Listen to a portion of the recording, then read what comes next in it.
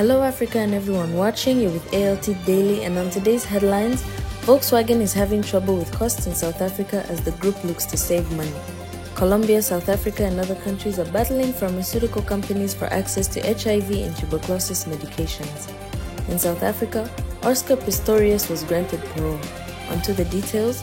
A senior executive at Volkswagen, which is engaged in a global cost-cutting strategy, expressed great concern on Friday regarding the company's operations in South Africa, where it is struggling with ongoing power outages and logistical bottlenecks. The company's Volkswagen passenger car brand is currently developing the primary parameters of an international program to increase its flagging margin. This is the first of several cost-cutting initiatives meant to enhance group profitability and maintain competitiveness during the shift to electric vehicles. The German car maker has spent almost 8 decades in South Africa.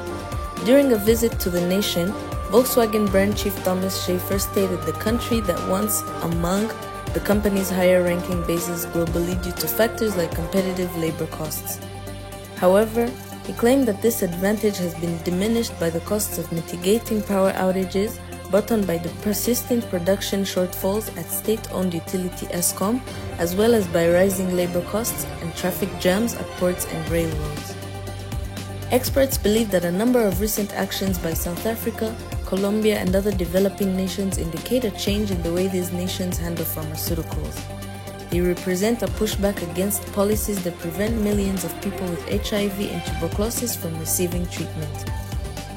Experts see it as a shift in how such countries deal with pharmaceutical giants and say it could trigger more effort to make life-saving medicines more widely available.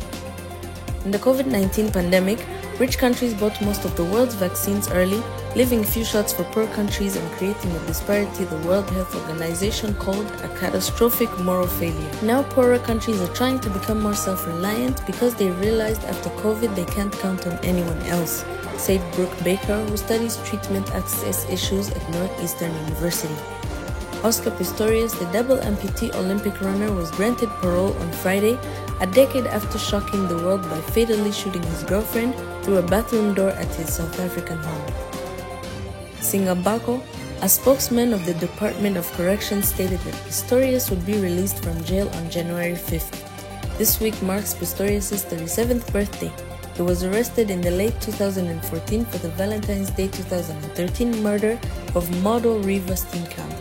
However, he was freed in 2015 to spend time under house arrest, which his case's multiple appeals were being heard. In the end, he was found guilty of murder and given a 13-year, 5-month prison sentence. Pistorius satisfies the requirement that serious offenders in South Africa serve at least half of their sentence before being eligible for parole. When Pistorius killed Steenkamp, he was at the pinnacle of his popularity and one of the most revered athletes in the world. Using his authorized 9mm handgun in the early hours of the morning, he repeatedly shot her in the bathroom of his Pretoria home. For more detailed review and comprehensive coverage on today's headlines, visit our main sources of information, Reuters, AFPnews.com, and AfricaNews.com. See you soon.